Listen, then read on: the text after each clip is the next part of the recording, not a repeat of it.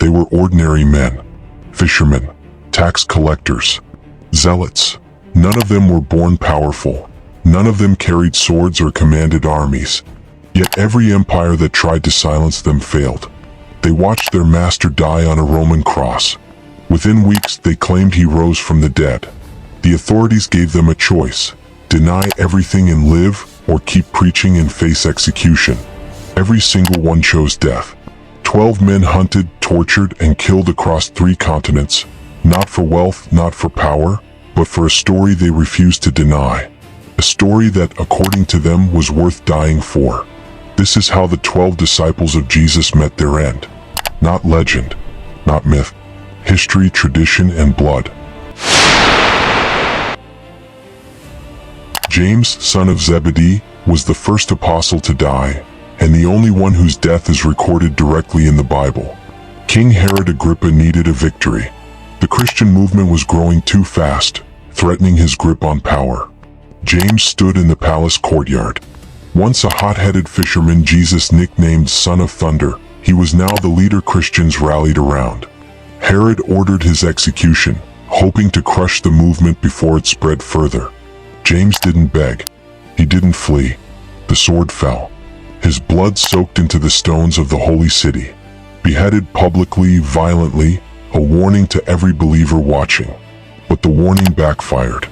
Instead of fear, the movement grew. James's blood marked the beginning of a pattern. From this point on, following Jesus meant accepting death as a real possibility.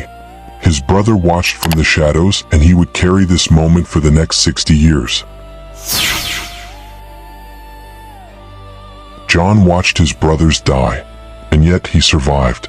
Tradition says he was arrested, tortured, and even thrown into boiling oil, but lived. Unable to kill him, Roman authorities exiled him to Patmos, a barren island used as a prison. There, alone and aging, John wrote words that still echo today. Visions of beasts, judgment, the end of the world. John eventually died of old age, the only disciple to do so. Not because the world spared him, but because it failed to break him. The last living link to Jesus Christ breathed his last around 100 AD. An entire generation exhaled. The age of eyewitnesses was over. But before John took his final breath, 10 more of his brothers would fall. Rome, 64 AD. The city is ash and rubble. Emperor Nero needs a scapegoat for the Great Fire, and he chooses the Christians. Peter has spent 3 decades running from his greatest shame, the night he denied knowing Jesus 3 times before the rooster crowed. Now, in Rome's killing fields, he faces his final test.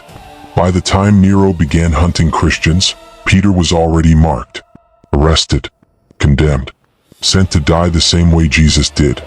But Peter made one final request. He asked to be crucified upside down, not out of drama, not out of rebellion, but because he believed he was unworthy to die in the same manner as his Lord. As Roman soldiers raised the cross, Peter's world inverted, the sky beneath him, the earth above. Pain rushed to his head. Breathing became torture. And yet, history records no final denial. Rome thought it had erased him. Instead, it turned his death into a symbol that still stands 2,000 years later. The rock upon which the church was built breathed his last, hanging inverted as the sun set over Rome. Andrew, Peter's brother, followed a different path, but met a slower death. In Greece, in the city of Patras, he was condemned to crucifixion. But unlike Jesus, unlike Peter, his cross was shaped like an X.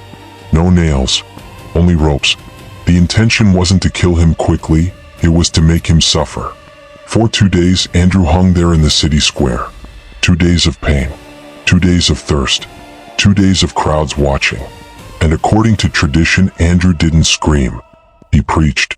Even as his strength faded, he spoke of the Christ he followed, turning his execution into a sermon. Crowds gathered, not to mock, but to listen. When his voice finally fell silent, his last words echoed through the marketplace. I have long desired and expected this happy hour. The X-shaped cross became his legacy. His message didn't die with him. Philip carried the message east into Asia Minor, Hierapolis in modern-day Turkey. His preaching drew crowds and enemies. He'd spent years dismantling pagan temples with nothing but words and faith. The local priests had had enough. Tradition says he was arrested, tortured, and finally crucified or hung upside down. Like others before him, he refused to deny what he had seen. As they nailed him to the wood, Philip looked down at his executioners and did something unexpected. He prayed for them. The crowd murmured. Some wept. The priests realized too late that they'd created another martyr. The cross silenced his voice, but not his impact. Armenia, deep in the mountains where the Roman Empire's grip weakens. Bartholomew's end is one of the most violent recorded in Christian tradition. His faith brought him before hostile authorities. What followed was not swift. He was flayed alive, his skin stripped from his body before being beheaded. It was meant to erase belief through terror. Church tradition claims Bartholomew never stopped praying, even as his body was destroyed piece by piece. Instead, it immortalized his devotion. Even now, his death stands as one of the most chilling reminders of what early faith cost. His flayed skin will become a symbol in Christian art for centuries. Thomas doubted once, but after believing, he never turned back. He traveled farther than any other disciple, all the way to India, over 5,000 miles from Jerusalem. There, his message disturbed local powers. He'd established 7 churches along India's coast when the Brahmin priests turned against him. They saw Christianity as a threat to the caste system, to the entire social order. According to long-standing tradition, Thomas was pierced with spears. Near Madras, on a small hill, they surrounded him. The spears came from all sides. His body fell. His faith didn't. Today, millions of Christians in India trace their roots to him. The doubter who believed so fiercely he died 5,000 miles from home. Once despised, Matthew became transformed. He preached across distant lands, including Ethiopia. Matthew, once the most hated man in any room as a tax collector for Rome, now stood before an Ethiopian king. He'd just performed a miracle, and the king's own sorcerers had been exposed as frauds. Their tradition says he was killed while proclaiming the gospel, possibly stabbed or beheaded. The man who once collected money for Rome died refusing Rome's authority over truth. The tax collector who once squeezed every coin from his countrymen died owning nothing but the message he carried. Jerusalem, 62 AD. James, son of Alphaeus, known as James the Less to distinguish him from his more famous namesake, was leader of the Jerusalem church. Respected, even by some who opposed Christianity. But respect only lasted so long. The Pharisees brought him to the temple pinnacle to denounce Jesus publicly. He did the opposite. His voice carried across the temple courts, declaring Jesus as the Messiah. Enraged, they threw him from the temple. When the fall didn't kill him, he was beaten to death. A crowd gathered, and as James tried to speak, a fuller's club crashed down on his skull. No escape, no rescue, only resolve. The temple courts fell silent. Another witness had been silenced, or so they thought. Persia, 65 AD. Thaddeus and Simon the Zealot preached where Christianity was unwelcome. Simon once fought Rome with violence. In the end, he challenged it with faith. They'd been working together for years, an unlikely partnership between a former political revolutionary and a quiet, patient teacher. Their words became a threat. The Persian priests saw them as a danger to Zoroastrianism. They were arrested on the same day, tried together, executed together. Tradition says Simon was sawn in half. Thaddeus was beaten, possibly killed with an axe. Another voice extinguished.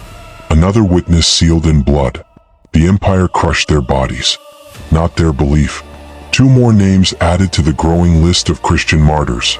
But in their silence, a question echoes. What did they know that was worth dying for? But there was a 12th disciple, and his story ended differently. Judas never faced execution. His death came from regret. 30 pieces of silver. That was the price. Judas led the soldiers to Jesus in the Garden of Gethsemane with a kiss. It seemed so simple in the moment. But when he saw Jesus condemned to death, something broke inside him. After betraying Jesus, he was overwhelmed by guilt. He tried to return the money. The priests laughed at him. The coins clattered on the temple floor. The Bible records that he ended his own life. Judas walked to the edge of Jerusalem, found a tree, and tied a rope. His body hung there as Jesus was crucified on Golgotha. Not as a martyr, but as a warning. One betrayer. 11 witnesses. All 12 dead within 70 years of that Last Supper. 12 men.